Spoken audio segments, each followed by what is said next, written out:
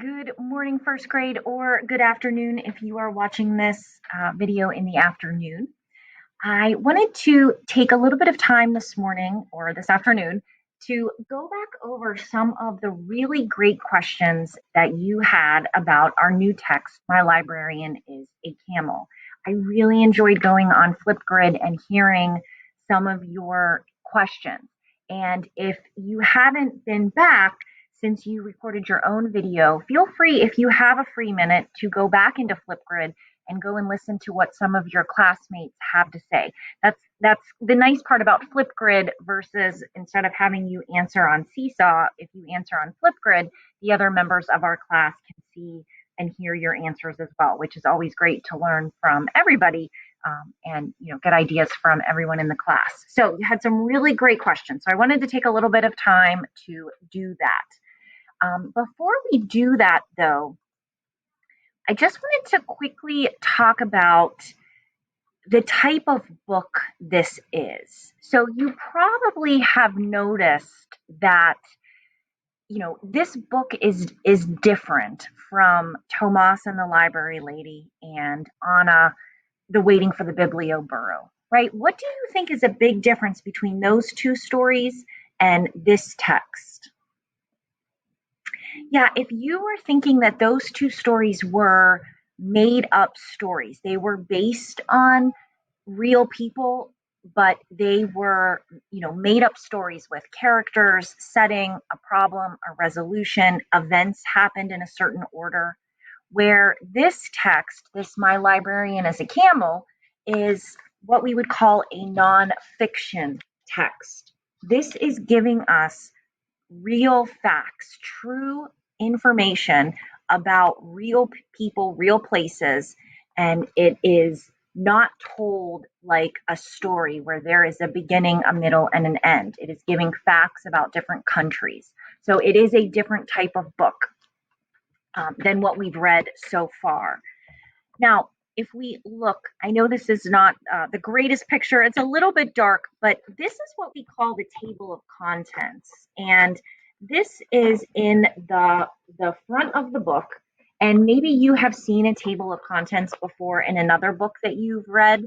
Think about, can give a thumbs up if you have noticed a table of contents. But a table of contents in a nonfiction book is really helpful because it lists out in order, in page order, all of the topics that are covered in that particular book.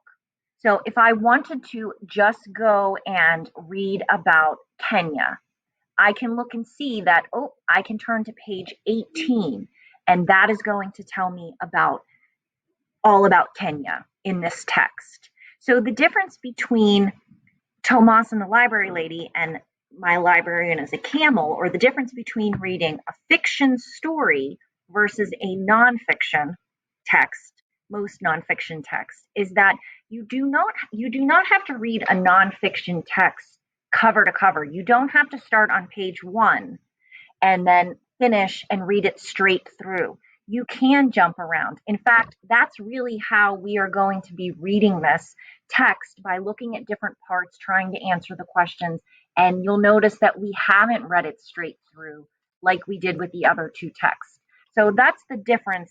One of the differences, that you don't have to read nonfiction all the way through. And one other thing before we get into the questions, if you look at the table of contents, and I know it's a little blurry, a little dark, but it goes Australia, Azerbaijan, Canada, England, Finland. Do you notice anything about the order of the countries? And does it possibly remind you of something else that we've looked at, perhaps? I'll just, I'm going to move this here just for a moment. Does it remind you of anything, or do you notice anything about how the countries are listed? Yeah, if you notice that they are in alphabetical order or ABC order, you would be correct. So if I know that I want to look up Zimbabwe, I know that that is going to be at the end of the book, right? So good readers look at how a book is set up. They pay attention to, is it fiction? Is it nonfiction? Do I have to read it cover to cover, or can I jump around? Does it have a table of contents? How is the book organized? How is it set up, right? We saw this was an alphabet book, and this is organized in the same way. So it's all just part of understanding a text that you read by paying attention to all those sorts of things. All right, very good. So let's jump to our questions. I saw some really great questions on Flipgrid. A couple of the ones that I just, some people ask similar questions, so some ones I wanted to highlight. Why is the camel the librarian, right? That's kind of a big, the title of the book is My Librarian is a Camel. Why are the kids reading outside instead of in a library? I thought that was another great question. Why does the book have photos and not drawings? An excellent question. And then someone also asked, how are the children getting books? And how do the people get the books? And what I think that they meant by that question was, they get the books on the camel or they get the books in the wheelbarrow, but where are those books coming from? Which I thought was another excellent question. So let's dive in and try to figure out the answer to some of these questions. All right, so what I did was I flipped through the book and I came to the page where I saw the camels. So I'm going to look at this page. Now, I know the whole book is called My Librarian is a Camel. And why do you think the author chose that as the title? My Librarian is a Camel. And then if you read this, it says, how books are brought to children around the world. Right? So I'm thinking that, in general, the story and why they called it that is because they're showing different ways that books are being brought to children all around the world. And they are ways that maybe not heard of before, that are different. And so they're trying to make this point that, like, my librarian's a camel. You might go to a regular library, what we consider a regular library, in a building or the library in our school, and we see the librarian there, like Mrs. Gold, and they help us find books. But there are lots of people in different places that they do things a little different. So in this particular place, or in this particular page, this place in the book, Kenya, I'm reading and I'm looking, I see the word camels. It says that the roads are impassable because of the desert sand, even for cars with four-wheel drive. But young people who live in nomadic villages in the area are hungry for books. So librarians use the most economical means of transportation, camels. So what I take that to mean is that where they live is very hard to get to. And cars can't get there. So they use the camels as a way to transport the books. That it's an efficient, it's an economical. That means that it doesn't cost a ton of money. It's a less expensive alternative to getting the books. So I'm guessing that they bring the books from, maybe the city or another location, another library, and then they bring them to these more remote regions. And we're going to talk a lot more about the word remote, but in these villages that are hard to get to. So I'm going to add that to the chart. Okay, so I added to the in progress, camels are the best way to get books to remote villages in Kenya. That was one example that I saw. Cars cannot get to those villages. So I'm going to leave that in the in progress. For that particular country, that I think answers the question.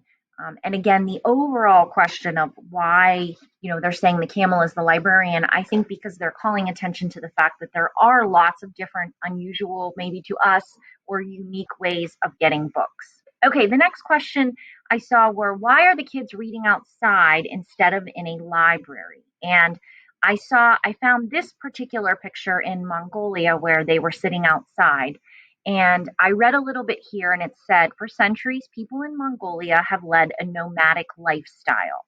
And then it says, moving across a vast grass-covered plain with their herds. So nomadic means people that really they don't stay in one place, but rather they will move and travel around following, being able to plant crops in certain places, or if herds of animals that they use to rely on for survival, if they move, the nomadic people will follow um, the herds of animals to survive. So I'm thinking maybe that, since they're not going to a library building like we might be used to at, our library here at school or Northland Public Library, and they don't have these really permanent homes, maybe, they live more in like tents. I see some tents in the background. I'm not sure if that's where they live, but if they move very frequently, I would think that they don't have, very permanent homes. So maybe they just, have something, and they just kind of hang out outside. Plus they have to come outside to meet the traveling library or the mobile library, and get the books from, the library that's bringing them. I see some camels there as well.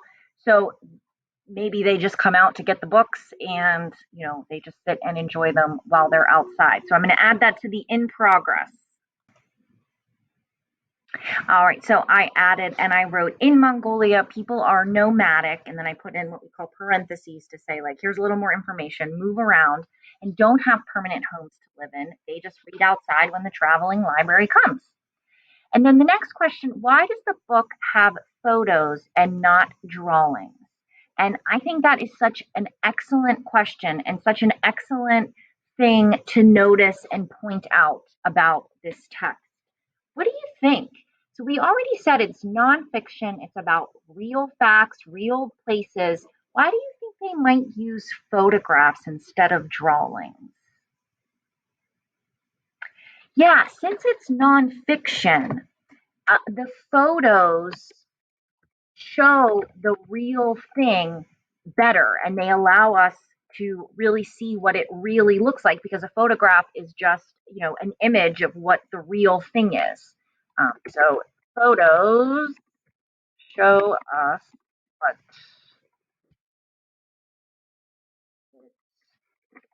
it looks like in real life in this nonfiction. Okay, so we're gonna leave that there as well. But I do think that is a pretty solid answer as to why they are photos. Nonfiction doesn't have to have photographs, but they often do. Often nonfiction texts use photographs instead of drawings, but they certainly can have drawings. All right, so the last question, how are the children getting books? How do the people get books? Okay, now the last question, how are the children getting books and how do people get the books? So I think those are really kind of two different questions. And we're going to talk a lot about how the different children in different areas get the books. But as we saw, some come by camel, some come by on a donkey cart, some come from a wheelbarrow on a beach, some are sent through the mail. There's lots of different ways. And I went back and I read through, and I also found that there were lots of different ways that the people got the books in the first place. So in England, it sounded like they just would take the books from their normal their I shouldn't say normal, but their libraries of what we think of as a building that you go in has all the books in the building, and they would just take the books from the library and then use the wheelbarrows to take them to people that were on the beach so that they could have access to the books. Some of the countries I read that the books were donated. So maybe other people, other organizations, people in the bigger cities would donate the books, so that they could be taken to some of these remote places where other people could read. And then some of them were borrowed from the libraries that were in the bigger cities. So I read in Canada would lend books to in Alaska, and they could be sent through the mail from libraries that were in, neighboring countries or states. And that was another way that people could get the books to begin with. But a lot were donations. Some just came from the original library in the bigger city. It was just a way to get it to those remote villages. So we're going to keep reading about this. I will add that to our chart. And we will keep talking about um, this text and keep thinking about these questions and see if we, find additional answers, and keep up the great work. You can just send this seesaw activity back, with a check mark, or just send it back blank to let me know that you've watched this learning video. And thanks again for all your great questions. Nice job, everybody. Thanks.